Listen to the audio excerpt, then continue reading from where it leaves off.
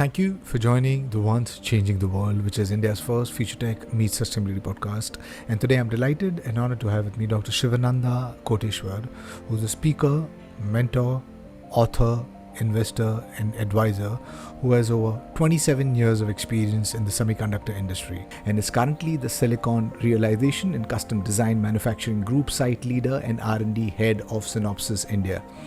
He is a mentor of change at the ATAL Innovation Mission, NITI Aayog Government of India, SIG Member Electronics Sector Skills Council of India, Startup Mentor in Ministry of Electronics and Information Technology, and IIT Skill Development Working Group member. Dr. Shivananda is a Bangalore chapter member at the Singularity University. He is also active in mentoring startups in the EdTech space. So, Doctor, really appreciate you taking time and being part of the podcast. So, why don't we start with explaining first what are semiconductors, how does it work, and how are they made? Sure. First of all, thank you very much for the invite. Let me try to answer this question because you asked three questions in one question. So let me try to break it up. And let's start with the what part of it. So semiconductors are basically the materials which have conductivity between conductors, which is usually metals, and non-conductors or insulators such as glass. So it has something in between the conductors and the insulators. And these are pure, it can be pure elements such as silicon or germanium, or compound elements such as gallium arsenide or cadmium selenide. I think these are the two most used compounds for most of the products and devices we have seen. Silicon, for example, is used in electronic circuit fabrication, and gallium arsenide is primarily used in solar cells and laser diodes. So depending on the application, you choose the right elements for it. One of the most important things we need to know about semiconductors is the conducting properties of this can be altered in using ways of introducing impurities, which we call it as doping into the crystal structure. So depending on the type of doping or the impurities we put in these crystals, we can create N-type or a P-type transistor. And usually the technology what we use is called a CMOS transistor technology, which primarily uses both the N-type and the P-type transistors. This is primarily the fundamental block for building circuits in semiconductors. How does it work? In layman terms, I can just try to explain this. Semiconductors or a transistor, for example, here is kind of a three gate switch. So you have the gate based on the voltage you apply on the gate. You basically short the other two ports. So basically, it works as a switch. So you can think of a simple switch. You have a light switch you have in your house. The force is what you apply on the switch, and depending on how you apply the force and where you apply the force, either the light is on or off. A very similar analogy can be used for the working of semiconductors, which is primarily the basic components, which is a transistor, which is used as a switch, and the circuit is built on top of it. So usually the semiconductors are used as switching or even amplification. So first of all, the last part of the question was how do you make semiconductors? So silicon is made from sand, and which is the most abundant element on Earth, of course, after oxygen. So silicon wafers are made using a type of sand called a silica sand, which is primarily made of silicon dioxide. Not just any sand, but silica sand is usually quarried for this purpose, and this has a very high concentration of quartz or silicon dioxide, almost as high as 95%. So the sand is melted and casted in a form of large cylinders, which are called as ingots. This ingot is then sliced into thin wafers, and this is the starting material of how we start the semiconductor process. And actually, the manufacturing process goes through very complex different stages. After the ingot is done, you get into deposition, photoresist coating, lithography, etching, ionization, and packaging. Now, these are very highly technical steps which the ingot goes through to finally we get the product out of this. And the semiconductor industry lives and dies by a simple creed: smaller, faster, and cheaper. And you can see multiple products around us which actually follows this principle. Just to let you know, there are more than 100 billion integrated circuits in daily use around the world right now. that's pretty much equal to the number of stars in our corner of the Milky Way galaxy. I mean, just to make you understand the scale of semiconductors around us. We have managed to power everything that we currently you use or interface, or your products that power our homes or businesses are powered by semiconductors. And you mentioned that these semiconductors, I mean, the process of building them, it's through sand, and we through on these semiconductors there's billions and billions of transistors stacked on it. Now, can you describe the process? Because, when you're talking about billions of these transistors on a semiconductor, how do we go about doing that? Because, and what's the state of the art in technology? Because at this point in time, the current semiconductors, we've got a quasi 7 nanometer chip. How does that work? And where's the state of the art of technology when you're building these semiconductors? Definitely. As you rightly said, we are working on different nodes. And one of the nodes, which most of the products are coming out right now, is 7 nanometer devices.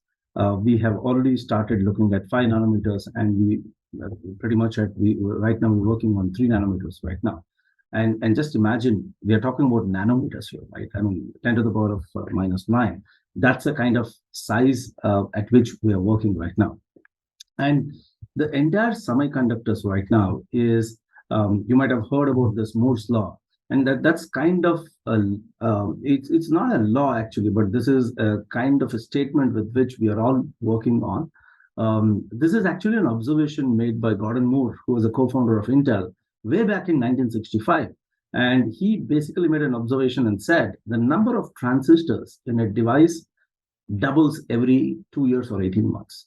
And that's exactly, it was a statement which was made by Gordon Moore, and that pretty much became a law. So it's not a law in legal sense or even a proven theory in scientific sense, but it actually gives us the directions. And today's chips, as you rightly said, we are talking about 65 billion transistors in one chip. And there are a lot of debates around Moore's law. Some people say it doesn't apply, some people say it applies. And where is it going? Has it reached the limit? These are the typical comments you will see in semiconductor industries. Of course, while the exponential growth has deaccelerated compared to where we were, we definitely continue to see an increase in transistor density for a few more years. I think there is still juice in this. And of course, there are some changes which we have to do as designers to keep up with what we need to be achieved. And of course, there are a lot more innovations which is happening beyond shrinking physical components. Moore's law focused primarily on shrinking physical components, and so that you can put more transistors on a device. Remember, more transistors means more functionality, and that's the whole idea, right? If you have to make a chip smaller, which means you need to, the advantage of making the chip smaller is, of course, it can be compacted. You can make the product much smaller, or you can think of increasing the functionality with the same size of the chip. So that's where we are looking at. The transistors literally are approaching the size of a single atom right now.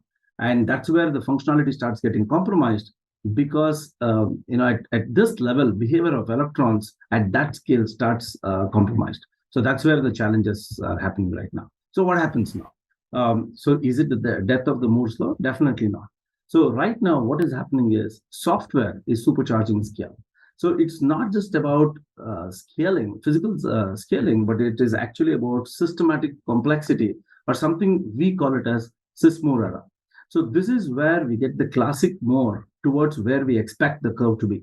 There are multiple techniques and technologies which is adopted here, something like domain-specific architectures, energy-efficient designs, silicon life cycle management, multi-dies or 3D ICs, which you might have heard, the integration of cloud and AI, and looking at new device architectures.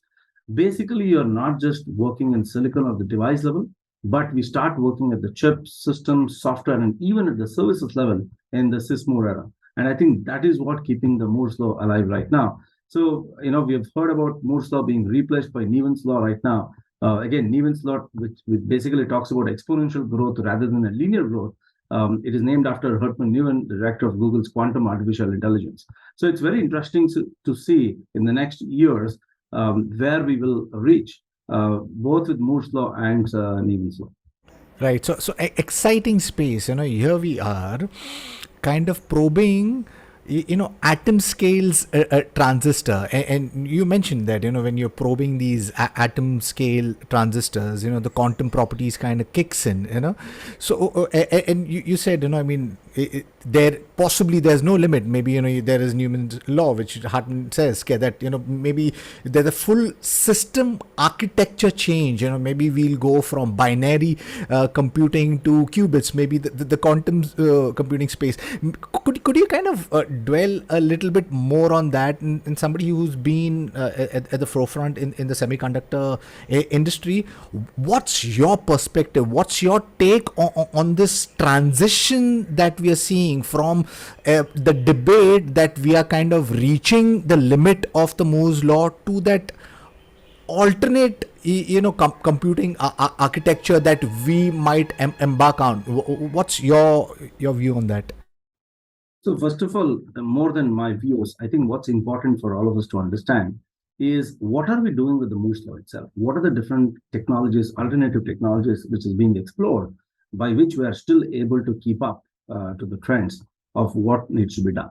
So integrated circuits, as you rightly said, are limited by the atomic scale right now. And the issue of electronic tunneling is causing a lot of problems. That's where the quantum computing enters, right? We are talking about quantum computers almost 100 trillion times faster than the conventional supercomputers. So definitely future is quantum computing.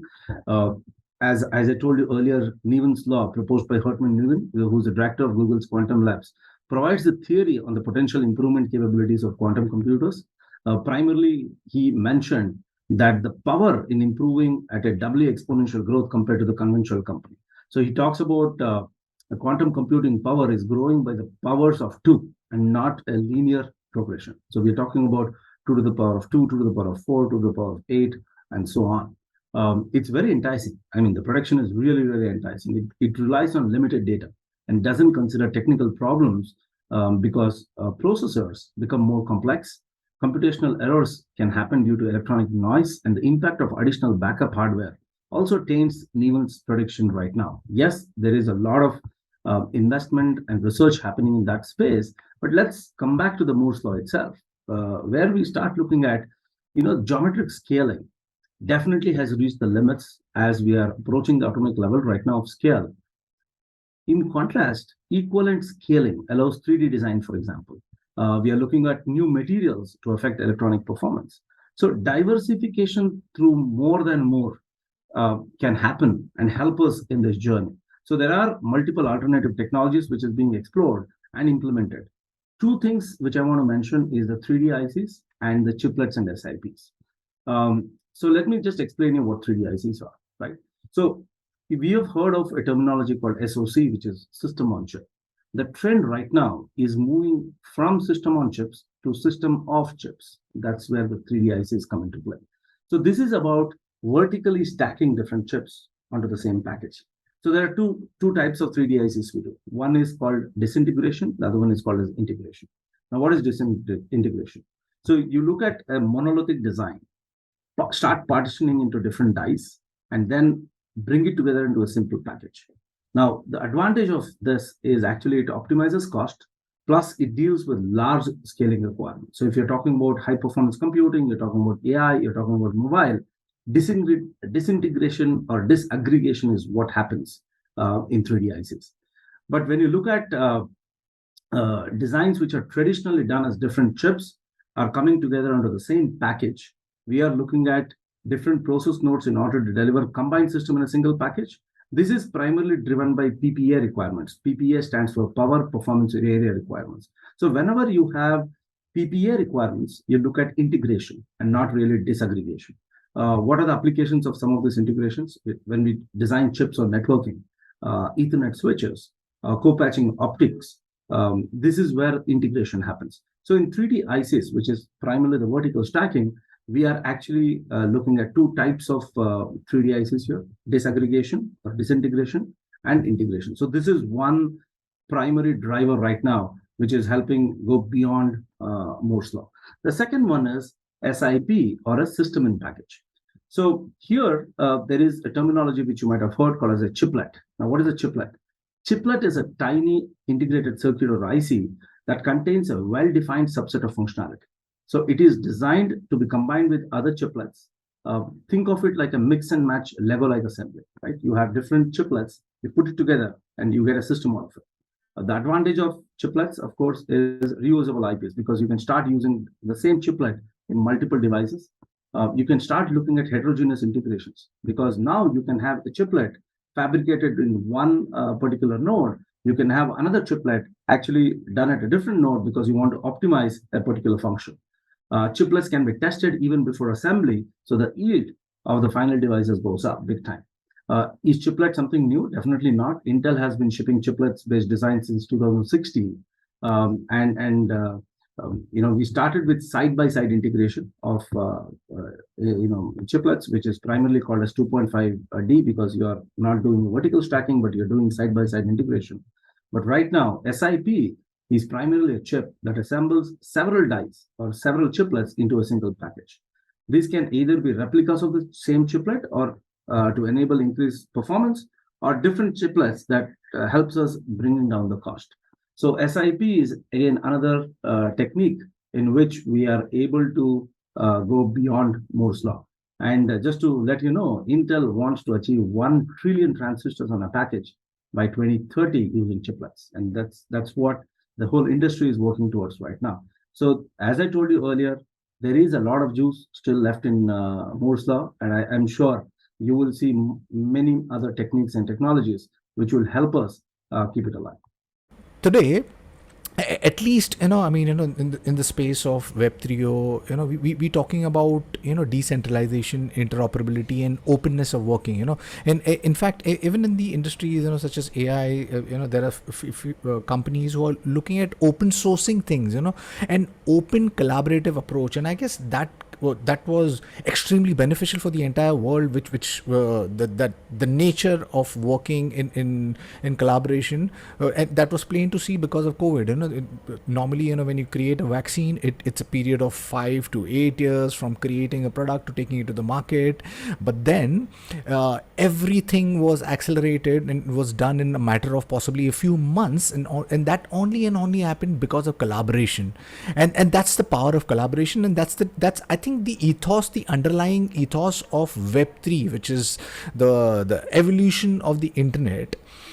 Of what I see is that we still taking the approach of Web 2, which is closed when it comes to chip building.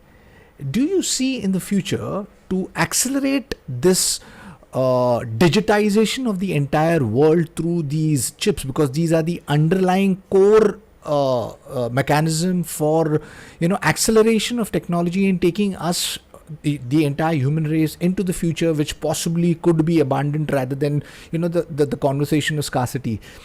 Do you see fabs, manufacturing units of semiconductors exploring that opportunity of learning from different sources rather than siloed approach, to possibly accelerate, maybe going beyond 1 nanometer, possibly exploring a different architecture itself? Is that something that people are looking at this point in time? First of all, you need to understand the different stakeholders or different parts of the entire ecosystem. So you have companies which is designing tools, which is used for designing chips. You have companies which is making intellectual properties which can be reused by different companies. You have companies focusing on a specific application or an ASIC, which they're trying to work on PPAC, which we call it as earlier the terminologies which we used to was PPAS, which is power, performance, area, and schedule. But today we talk about PPAC, which is power, performance, area, cost, and time to market. So that's the uniqueness of that particular chip. Like every other industry, semiconductor industry also goes through the cycles of generalization and specialization, right? So usually everybody comes together, collaborates, and starts generalizing the platform so that it's easier for scale. Then you start losing an edge compared to your competition or compared to the other companies. That's where you start working on specialization. So I think we are in this cycle of generalization and specialization, and today we are at the peak of specializations. And that's the reason why you see every car manufacturing company, for example, every high performance computing companies, using their own chips and not using a general purpose microprocessor, right? That's a completely different approach to what you just mentioned, right? Can we all work together and come out with a base microcontroller or architecture which can be used by everybody? Yes, of course, can be used, but you lose an edge. You start losing your edge, and value proposition becomes difficult. So just to make sure that you have a great entry barrier, most of the companies have started designing their own chips. And I think that trend is going to continue for some time, because every car manufacturer, for example, today, 80% of car today is electronics. Now, if you want to have an edge over another manufacturer, you better have your own chip, you better have your own software, you better have your own services around this chip and software. So today we are at the peak of specialization curve, and I think it's going to continue forever. At the same time, beyond, for example, ARM architecture, the whole of the industry is exploring RISC architecture, which is primarily something which started off as a university project, but today you're seeing multiple companies coming out with solutions, collaborating, working together on designs on the RISC. So yes, there is enough effort going on in generalization, but at the same time, there is enough effort going in the specialization also. When we look at manufacturing, for example, there are very few manufacturing companies in the world. And TSMC, which is in Taiwan, pretty much manufactures more than, I think, 60-65% of the chips which hits the market around us. So, and it's a very high investment project. So if the TSMC has to survive, they have to ensure their machines are running, their specialized technologies are kicking in to come out with the best of the chips moving forward. So that's where specialization helps. So I think we'll go both hand in hand in terms of specialization and generalization. That's my take on the whole thing. Right. You mentioned about TSMC being, providing possibly the 60% of chips globally, and they are the ones who, supply to everyone. From Apple, Intel, Qualcomm, AMD, name it, everyone. And there's this, somebody I think wrote a book on how semiconductors could be the next reason for World War III. But it is driving the future of a world, because right from our phones to our computers to the autonomous vehicles that's gonna come in, and everybody wants to retain that little edge, because the edge will give you benefits over other nations. So could you talk about can that be is it a probable scenario? Could the semiconductors be a reason for World War III? So a couple of months back I was hearing that scarcity of water might become the reason for World War III. And looking at the rains in Bangalore right now, I think that problem is solved. I don't think we need to worry about water anymore. But coming back to semiconductors, I don't think semiconductors would be the reason. But the global race for artificial intelligence can actually cause the World War III. I think that's where we need to be careful. Tiny microchips might actually emerge as an ultimate peacekeeper, not really the reason for World War III.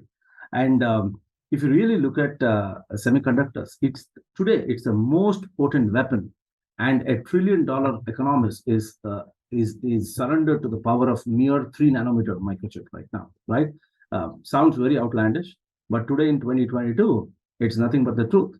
The insignificant entity, unseen by human eyes, the microchip or the microprocessor, not only controls virtually everything we own or operate, but also threatens a total blackout if the microchip industry was to be destroyed, for example. If somebody goes and destroys the 4 or 5 fabs in the world, pretty much you have a complete blackout in the whole world, because literally every solution, every vertical, healthcare, construction, the semiconductor products, the computing, the storage, the gaming industry, everything is using microchip industry. So in a way, you're right. It's the most critical part today.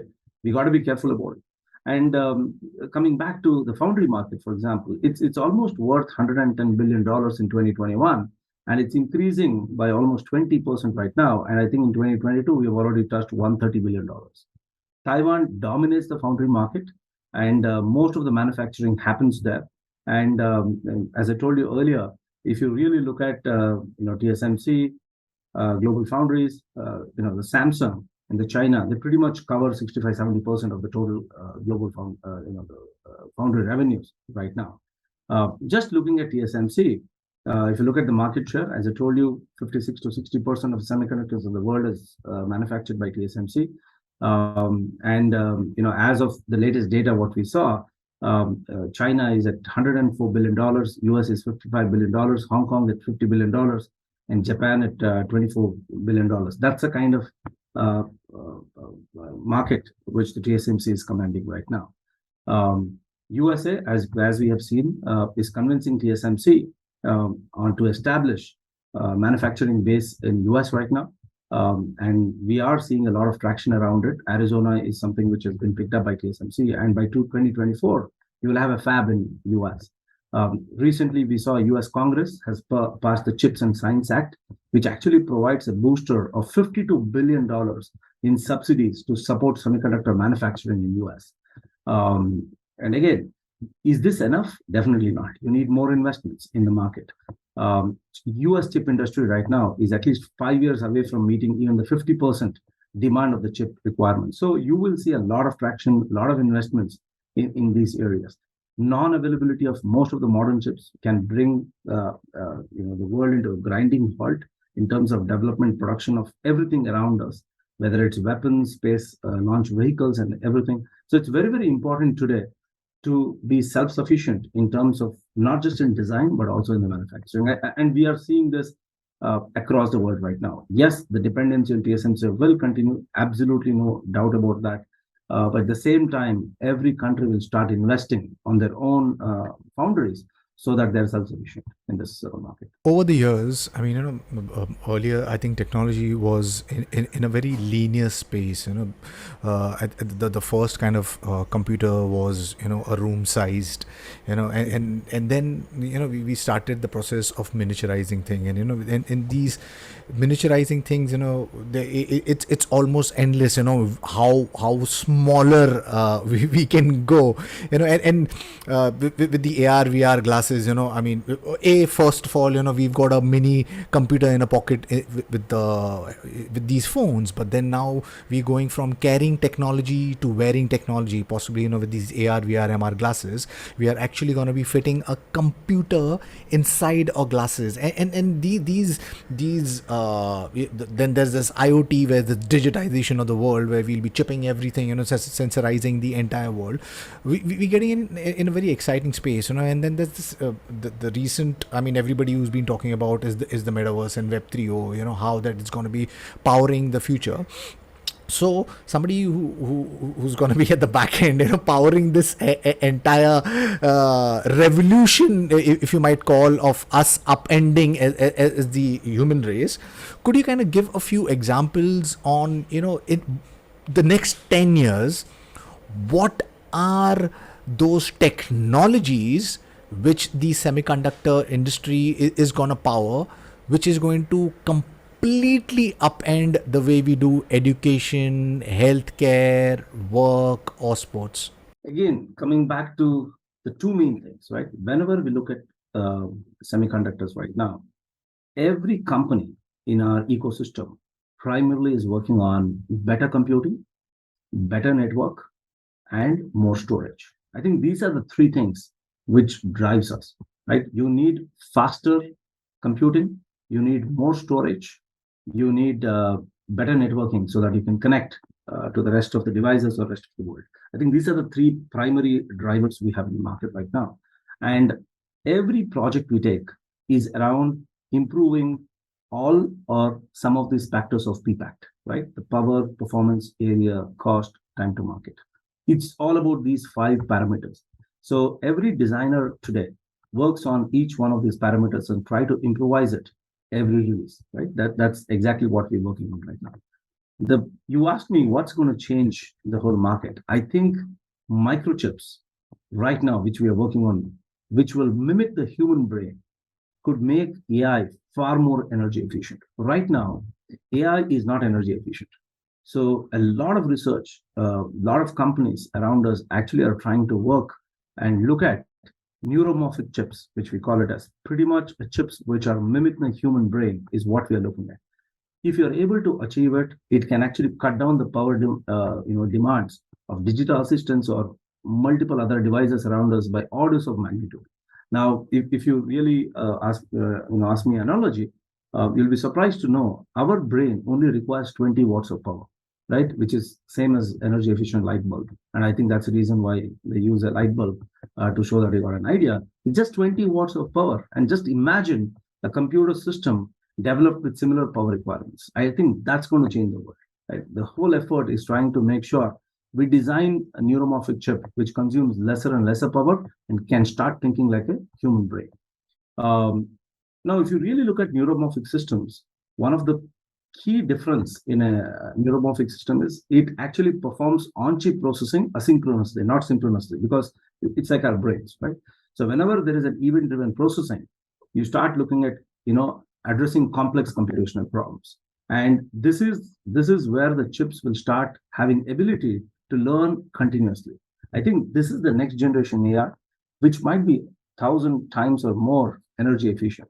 Such advances could lead to huge leaps in performance, complex software, and if you're looking at a driverless car, language translation, everything, this is where the application will come. And if you ask me if any companies are working on it, definitely yes. Intel's of the world, IBM, Google, and multiple other chip makers have started experimenting with neuromorphic chips. I think that's where the future will come from. That's where the future will go, right? And right now, I was reading a paper recently. An international team of researchers have already designed and built a chip that runs computational directly in memory and can run a wide variety of AI applications. So today, whenever we look at AI applications, you have a cloud where the processing is done, and you have an edge device where most of the data is being collected. The biggest bottleneck we have is to send the data which is collected in the edge device to the cloud to do the computing and getting it back. Just imagine if everything can be done in the edge, the advantages we will have. So that's where the future is going. I think future neuromorphic setups may even one day begin to explore how the multitude of neural firing patterns work together to produce consciousness. That's where the machines are going. And many people are against it. Many people have already warned that the machines, if they start thinking and behaving like humans, it can be dangerous. I'm an optimistic person. I think we should be able to manage that. But I think the future is very, very exciting. When we look at miniaturization, what does miniaturization do? It actually provides flexibility around solutions. Miniaturizations means integration, which means you can start putting more and more feature into the ICs, and it reduces the cost in a big way. And it actually helps designers make applications better and faster. Every industry, as you said, aerospace, communication, IoT, automotive segment, space technologies, healthcare, every vertical will get benefited due to this miniaturization. So I think these are the two things which is going to drive future, right? Miniaturization of chips, computing, and having AI applications on the edge device. I think that's where the future is. And I'll not be surprised very soon having machines which has consciousness. I think that's where I would want to see the technology driving each and every vertical, what you just saw. So yes, I think the foundational layer of great innovation is imagination, and I think we've been pushed into a world where impossible is looking possible, and we need more people to kind of push on that, because that's how we'll go beyond and build innovations which could take us from the present narrative of scarcity to a future of abundance, and that's all possible because I think tech could be that partner which could help us as a nation, as a world, completely grow and become have that future of abundant. Now India as a nation has really has a catching up game to play, because with the semiconductor space it's not been really active, but recently it's created the India's Semiconductor mission. So could somebody who's been invested in the space for over 30 years, could you talk about your views on it, and what India needs to do to kind of drive this conversation forward so that you can leverage all of these tech which is could be possible if we accelerate our semiconductor industry. Oh, definitely. I think, see, today we import 100% of the chips, right, from Taiwan, Singapore, Vietnam, etc. I think India wants to move from being a chip taker to a chip maker. And with the advent of e-vehicles, the demand for semiconductors is really anticipated to skyrocket, with demand steadily increasing for smartphones, consumer electronics, TVs, laptops, gaming, and other different devices. Today, the global semi market in 2020 was around $440 billion. And by 2030, it's expected to be touching $1 trillion. And $15 billion is the size of the Indian semicon market in 2020, and is estimated to reach around 63 billion to 70 billion by 2026. So it's very important for us to really look at this and try to address the 100% import challenges we have in this chips from different countries. Have we done any progress in this? Definitely, yes. We have recently heard Vedanta, Tata Group, are very active right now in this space and working with multiple international companies to set up base in India to address the local market demands. And we will start with addressing the local markets. And tomorrow, we might even start exporting chips for other countries. I think that's where the journey is going to go. India government has done a wonderful job of approving almost a $10 billion package in 2021 compared to $50+ billion from US. Yes, it is less, but it's a good start. It's a good start. The people in the government really understand semiconductors right now. They are speaking the language which they should be speaking. They have a fantastic support from the market, and it's very heartening to see all the parties actually have come together. And absolutely, there is no politics around the semiconductor growth which is required in India. And I think the Semiconductor Mission, which was added to the latest, has become a latest division in the Digital India Corporation, is in the right direction. And the whole idea is to create a prospering semiconductor and exhibit an ecosystem that will allow India to become a global center for electronic manufacturing and innovation. I think we have taken the first step. We really need to see how this will help us take forward in not just in the design, but also in the manufacturing. I think that's the whole idea of trying to become self-sufficient right now. There are multiple design-linked rewards, which is being touted right now, for an opportunity equivalent to almost 50% of eligible spending on a product deployment will be done by the government of India, which is almost equivalent to 4 to 6% of net sales over the next 5 years period. So there are multiple schemes which has become a part of the semiconductor mission, which I think every startup in India, every manufacturer who wants to set it up should do a double click and try to look at the SOPs which the government is giving. And I think it's a right booster which the market needed right now. In India, unfortunately, we do not have many startups who are in the hardware space. I mean, we're known as a country, who creating engineers, exporting engineers, but the hardware space is not been there. But then there are a few startups who are now entering or been there already. I mean, it's not that they're now entering, been there for quite some time, but they are now getting the right push, because of India's semiconductor mission. What do you think, somebody being in the space, what do you think can be done to create a robust startup ecosystem here in India for semiconductor? Yeah, rightly said, right? So if you really look at Sankhya Labs, for example, this has been there from 2006, and it's actually the India's first fabless semiconductor solution company. It developed the first software-defined radios way back, which we call it as SDR chipsets.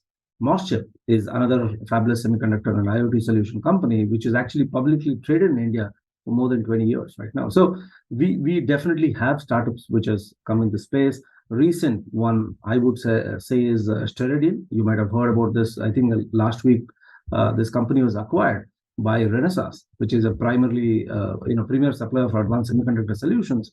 Just entered in an agreement to acquire Steradian, which is fairly a young startup. I think these kind of acquisitions and investments in the startups will boost many more people to get into the startup world. If you really look at the two markets which is going to drive the India semiconductor, this one would be, one is definitely the smartphone, the other one would be the advancement in driver assistant systems in vehicles in the autonomous market, for example, or in the automotive market, which we call it as ADAS. Most of the companies are working in ADAS right now. Most of the startups, at least I have interacted with, are primarily working in the ADAS space right now, and I can see a huge future for that. And you will see many more investments and acquisition in the space.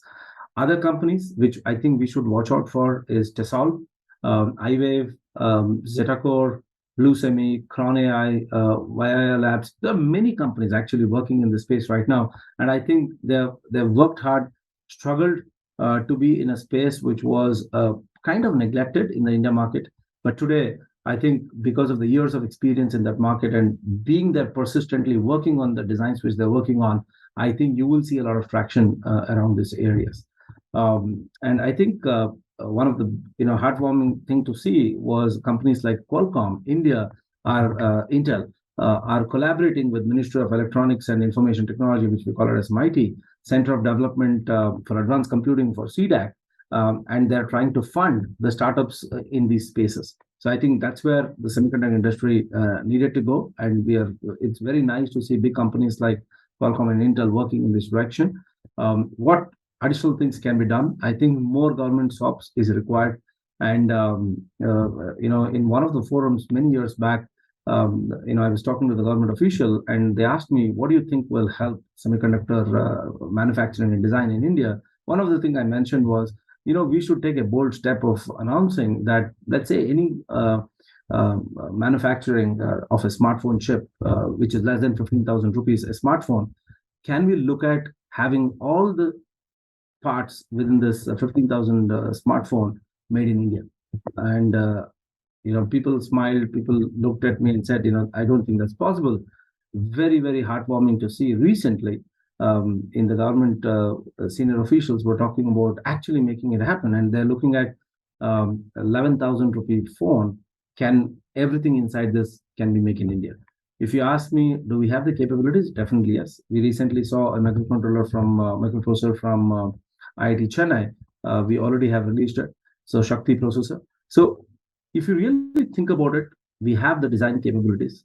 Manufacturing capabilities is in the process. So in a matter of time, we will look at many homegrown products for India market and also for the global market. I think that's where is pushing the India semiconductor industry right now. Right, and especially the startup space. Yes, I think we're in a very super exciting space, especially the young blood of entrepreneurs, asking brave questions. And instead of just being a software-based company, they are looking at the space of hardware. And it's just so heartwarming, I think, what's needed is, like a more collaborative support, from the ecosystem, both from the government as well as the investor community. And I guess that's the way, we like you mentioned, we will be, a hub in India who will be not just, importing everything but building everything from scratch, and that I hope that we go. Many industry forums like TAI, IESA, NASCOM are doing wonderful job in this specific problem statement you just mentioned. They are putting together, making sure startups gets the required support, puts the right mentors for them, and gives them the platform for not just sustenance but also growth. Works very closely with the government organizations, and they're actually the spokesperson for some of these startups, helping them get connected to the investors as well as the OEMs. I think they've done a wonderful job in this segment right now. Right. You had recently written a book, System on Chip, a Physical Design, a Comprehensive Guide. Could you kind of give a brief summary of the book? Oh, definitely. I mean, this was one of the things which I had it for a long time. Because semiconductors and VLSI is not new for India or the world, right? I mean, I finished my engineering in the 90s, and I had VLSI subject as an elective back then itself. But what I have seen is the textbooks, there are things have not changed. They've tried to put everything together in one book, and that becomes a challenge because the technologies have progressed so much today that you cannot put architecture, synthesis, test, physical design, verification, and all in one book and expect a reader to read it. So that's when we started looking at what are the key distinct areas in a chip design and address one of the areas. So physical design is one of the most important aspect of the chip design. So we thought, let us give a try. And I collaborated with Mrs. Veena and addressed one part of the whole chip design, which is the physical design. I think the majority of semiconductor engineers in India are either working in physical design or verification. So that's another reason what motivated me to look at physical design. And we came out with a book which just talks about physical design and not really the entire chip design process. Of course, future is to look at different steps and start addressing each one of these processes and write a book. We have already started working on the SoC architecture book, because I think that's what will be very important for startups and the entire ecosystem, because there is no specific book on architecture right now. So we have just given a proposal to Springer Publication, who published our book earlier. Most probably we'll get the acceptance. Once we get the acceptance, we'll start looking at the architecture. So that's the idea we have. We want to break up the entire chip process, chip design and manufacturing process, and start looking at each section and come out with a book which addresses that particular section, because we need much bigger workforce to address the demands in the market right now in India. Lovely. We wish you the very best for the new book, and I hope once that happens, it'll really help the ecosystem, and possibly there'll be more students, more entrepreneurs, getting into the space. Now you are part of Synopsys Inc. Could you talk about your role plus the products and services that's being built at Synopsys? Definitely. So Synopsys is an electronic design automation company. We call it as an EDA company that primarily focuses on design verification, silicon IPs, and software security and quality, which we call it as application security. That's what the company does. We are almost a $5 billion company. We've been in existence for more than 30 years. Synopsys India has been in existence for 25 plus years in India right now. We started in Bangalore, but we have presence right now across India in multiple sites. Worldwide, we have around 17,000 people, and in India, we are almost 4,000 people right now. And everything you need to enable innovations, from chips to software, Synopsys is there. So Synopsys technology is at the heart of innovation that are changing the people work and play. That's the whole solution from Synopsys right now. In Synopsys, there are multiple business verticals. One of the business vertical is called a Silicon Realization Group, or SRG.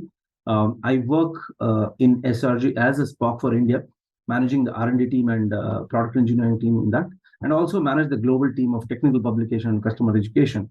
So overall, in SRG, we have 1,000 plus engineers in India, as I told you, across Bangalore, Noida, Hyderabad, and Mumbai right now. Besides the semiconductor, you've been deeply vested in education, right from advising to investing in startups. You also have your own, EdTech space where you've been doing. Could you talk about the evolution in the education industry? Because, so far, I think we have been stuck into the past, and that's largely the case with almost all the industries, while we have kind of, thrusted or, moved into the future, we're in 2022, but we still hold on to our rote learning educations, so somebody who's been vested in the space, what could be done to correct India's education industry? And while you are at it, maybe also explain the growing role of technology in the democratization of education. Sure. See, the whole education system in India was completely based on service mentality. Right? The whole idea was to create engineers, create students, learners who will work for someone. That was the whole premise of education earlier. So rote learning was an integral part of this, because we wanted people to follow set processes, because it was primarily into service and manufacturing industry. But today, we are looking at creative industry, right? So the same education system is not going to work. And rightly said, what are the challenges with rote learning? As a child, if you remember, we always read this rhyme, which was Jack and Jill went up the hill to fetch a pail of water. Usually water is found in the ground. Why the hell did these guys go up to go to the hill to get the water? Have you ever asked this question? Do you see any child asking this question? Never, because they get into this rote learning all the time. And that's the real problem with rote learning, because they don't get into the why part of it. And today's industries, tomorrow's future is completely dependent on the why part of it. That's the reason why rote learning has to be stopped. And that's exactly what the whole market is going through right now. The whole education market is going through. Because it's very, very important to understand the context before blindly doing the rote learning. There is another rhyme, nursery rhyme, which you might have heard, which basically goes like, rain, rain, go where little Johnny wants to play. And if you really think about it, there is an equivalent Kannada rhyme in Karnataka, which basically says, Huyo Huyo Maleraya, which means, please rain. Just imagine, right? You have a rhyme in English which says, stop raining. You have a rhyme in Kannada which says, please rain. Without understanding the context, if you start putting cut and paste of an English rhyme in India, students cannot connect to it, and that's one of the biggest problems we have with rote learning. So that's the reason why I say we need to go to the why part of it and not really the what part of it. How can we change? The first thing we really need to look at is assessments. We need to change our assessments, because as an educational policymakers or even companies, right, we are very, very good at identifying what the person does not know, right? Let's look at an interview process. In the interview process, instead of asking what the person knows, we are hell bent on finding out what he does not know, what he or she does not know. Education system also has become the same thing. In the examination, we don't try to find out what the person knows. We try to find out what he or she does not know, because easier space to work with. I think the first thing which needs to look at is change the way we assess students. I think that's where we need to go. If you really look at the parameters of democratization, as you rightly asked, it's all about access to content, access to teachers, access to other schools and colleges, access to experts and mentors. And this democratization of access can happen only with technology. And that's exactly where a lot of those EdTech companies and the schooling is going towards right now. What is government doing? National Education Policy 2020 is exactly what was needed for India. And we have taken 10 steps ahead of most of the other countries. We are envisioning a high quality education system that contributes to an equitable and vibrant knowledge society. We want to go from service society to knowledge society. And I think the NEP, or the National Education Policy, is definitely the right thing which we have adopted. It is, the whole focus is to create true global citizen. And how do we do it, right? We look at instilling skills, values, character, around sustainable development and living and global well-being. I think this is the main theme of the NEP right now. And if you really look at the whole NEP, of course, we don't have time to get into the NEP, but if you ask me what are 3 or 4 things which is happening in the NEP, we are looking at foundational learning and numeracy skills through Innovation Mission by 2025. We are looking at 100% gross enrollment ratio in preschools to secondary level by 2030. We want to bring back 2 crore students who are outside the education system into the system right now. We want to look at preparing teachers for assessment reforms, as I mentioned earlier, as soon as possible. We are looking at building an inclusive and equitable education system by 2030. We want to change the board examination and start looking at testing the core concepts and application of knowledge rather than trying to understand what the person does not know. We want to ensure that every child who comes out of the schools will be proficient with at least one skill or more, and common standards of learning in public and private schools. These are some of the key highlights of the NEP. And as we speak, we have already seen implementation of NEP in the universities, in the colleges, and in the schools. Karnataka was the first state to implement NEP in the higher education. And more and more we see implementation of NEP in the school levels and in the college levels. So I think we are in the right direction. As I told you earlier, we have taken 10 steps ahead of most of the other countries, and we will be a model country definitely on changing the whole education system in the world in the next 10 years. So very, very optimistic. And thanks to everybody who works at a core committee in the NEP, as well as the government, who actually made it happen.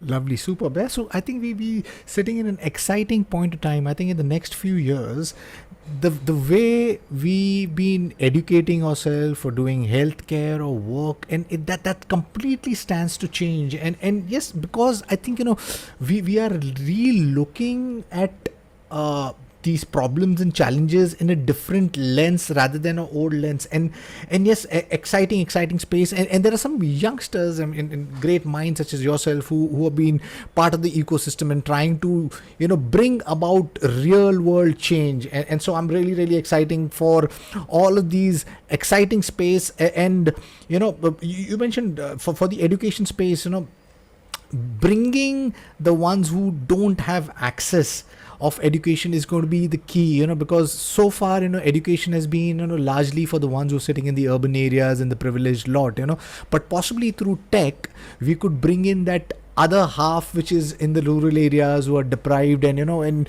just imagine a world in India where we've got 100% literacy, the kind of products and innovations that we could be building, would be super awesome. Any advice to students and entrepreneurs out there? First of all, I think we need to understand how technology will play a very important role in this, right? So yes, there is good and bad with the technology, which we should be aware of. It's a beast to be tamed for your advantage. It can bring in a lot of distractions for students, but at the same time can be a big booster and enabler for learning.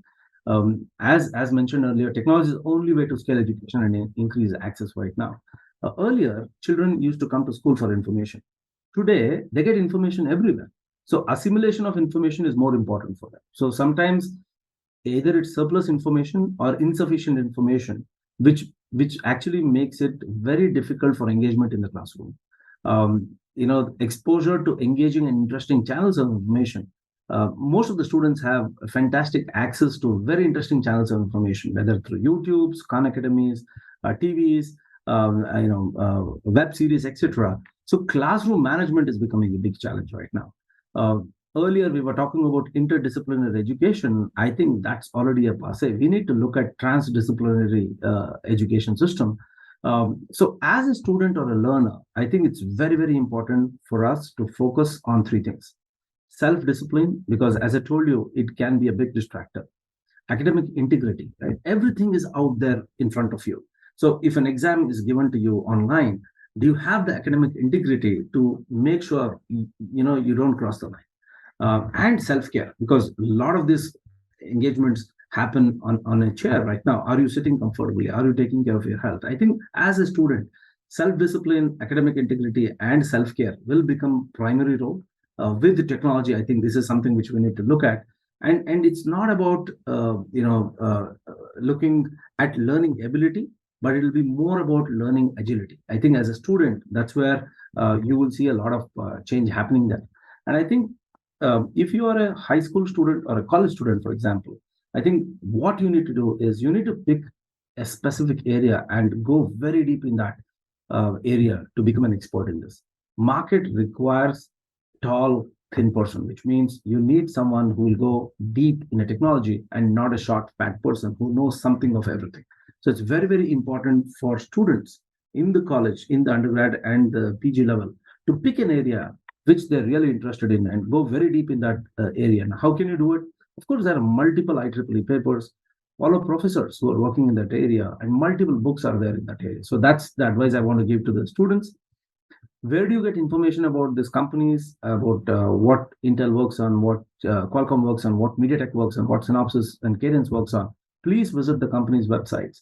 Most of these websites offer tons of information regarding technology roadmaps, challenges faced by the industry, open problem statements, and solutions being offered, and the market conditions. I think the websites today are very enriching. I would suggest all the students and the entrepreneurs to start looking at these areas. And again, specifically for entrepreneurs, I think you need to go deep into the market and technology and start looking at the trends of the market and track it very closely. One suggestion I have, please work on tomorrow's problem and not today's problem, because there are umpteen number of people who are already working on today's problem, and most probably they already have a solution which you might not know. Pick up weak signals. The whole premise of any startup, not just in semiconductors, in every vertical, is the leaders who pick up weak signals, because a lot of times it's very easy to neglect the weak signals because we think it's noise. But if you are a good entrepreneur, you can actually pick up the weak signals. And how can you pick up a weak signal? You need to be up to date in terms of the market and technology trends. And once you pick up the weak signal, eliminate the noise, come up with the future ready solutions. I think that's where you go. And more information you want, of course, you can connect with me. I'll be more than happy to connect you with the right set of people who might be working in that area, either in the professors or in the startup world or in big companies where they're ready to fund these kind of research and product ideas in the market. Where can they reach out to you best? Of course, LinkedIn. I would suggest LinkedIn definitely is one option, and Facebook. Many of my students, peers are connected to me on Facebook. I know it's pretty old. I'm old, so we still use Facebook. If not, LinkedIn definitely is a professional platform on which you can reach out to me. We'll be more than happy to talk to you guys. Lovely. Dr. Shivananda, it was a complete pleasure and honor to have you part of the podcast. It was a complete learning experience for me, and I'm sure it's going to be for the listeners also.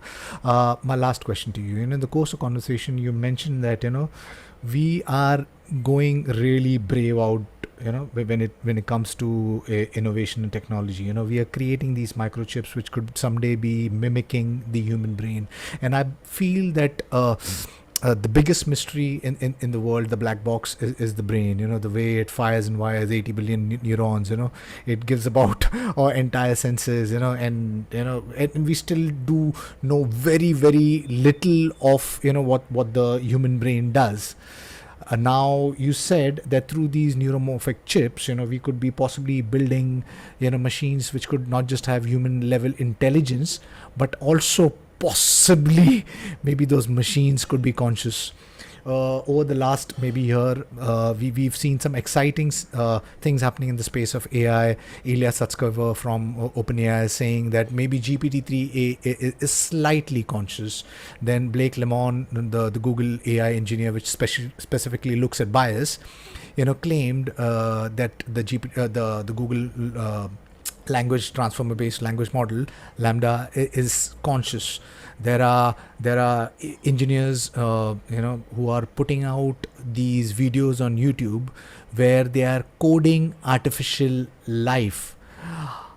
In all of these stuff, where we are asking deep and like really deeper questions, I want your take. What could life look like in the future, maybe the next possible 20-30 years? What could civilization look like? And with all of these technological advances, how could it impact civil society and businesses? I think, as you rightly said, we are looking at flying cars, no fossil fuel, less water, higher temperature, right? Climate, machine which might be smarter than humans, higher population, higher life expectancy, digital twin, interplanetary travel. These are the things which will definitely happen in the future. I think we are there. Right? I mean, it's not even prediction. This is something which is going to happen. The best way to approach this for me is to look at only the positive opportunities that exist in the future. Something which I call it as utopia, right? I mean, of course, you can talk about all the negatives which can happen in the future, but I think what is exciting is to look at the positives around us, which might shape the future, as you rightly said. 30 years down the line, I think I'm too small to even predict what's going to happen in 30 years. But let me look at some of the predictions which other people have done, right? I mean, Ray Kurzweil is one of them. He's the guy who received more than 20 honorary doctorates from 3 US presidents. He's got awarded. He has authored multiple books. He's a principal inventor in many technologies.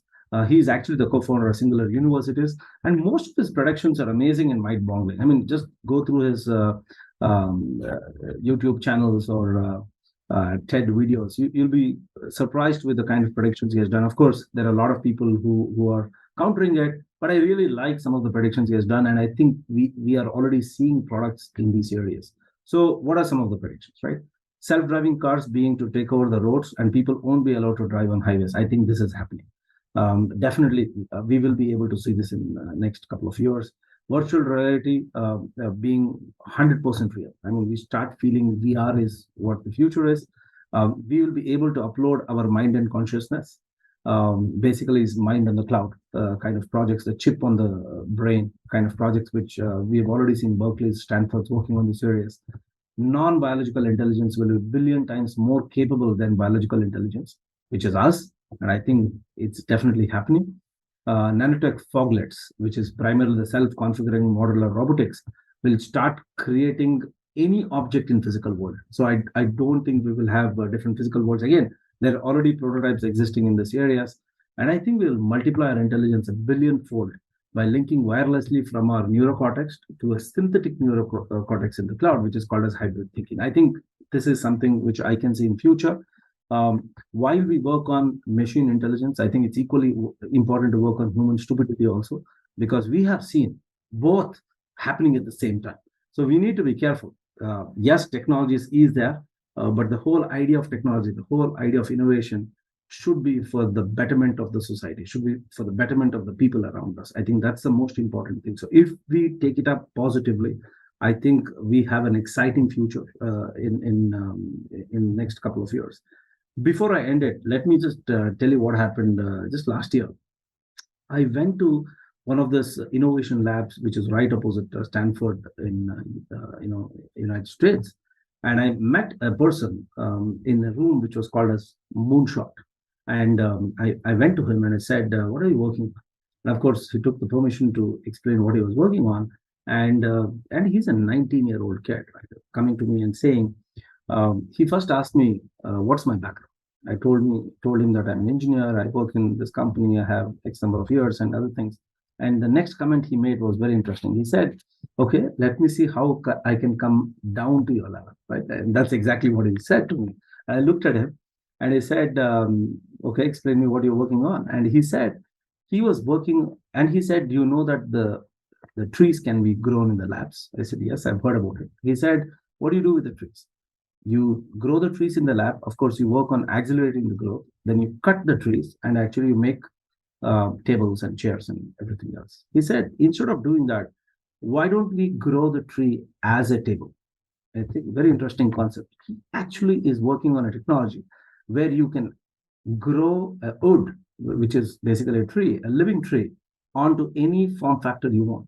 So that you don't actually have to grow the tree and cut it, but you actually can grow it much faster than, of course, the natural growth, and then come out with the product. And I asked him, when do you think the product will hit the market? He said, next 5 to 10 years. And that's what kids are working on right now. So it's an exciting future for all of us. We are seeing multiple research projects, both in India, Europe, and US, in the Asia regions. Very, very excited to see where the whole thing will go. And as a semiconductor company, as an EDA company, we are there to boost designers, to design the chips and make sure it reaches the community. So I think that effort will be on for all of us. So very excited to see where we are going with this.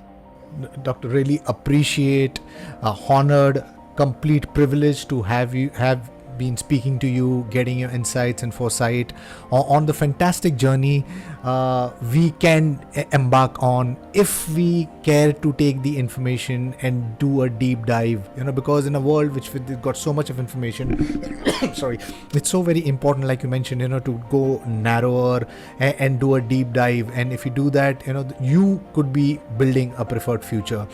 So exciting space. And you spoke about this boy who's there's Brian Johnson from Cornell, who's been trying to do that from the longest time, build out trees, which could actually build out in products. So super exciting space, and that can only happen if we are asking brave questions. So thank you for enabling that. Thank you for enabling and making more people ask brave, deeper questions. So really appreciate you. Thank you once again for being part of the podcast. And to my listeners, if you like what you see and hear, then please press the subscribe button. Until next time, see you guys. Bye-bye. Thank you, Doctor. Really appreciate this. Thank you very much.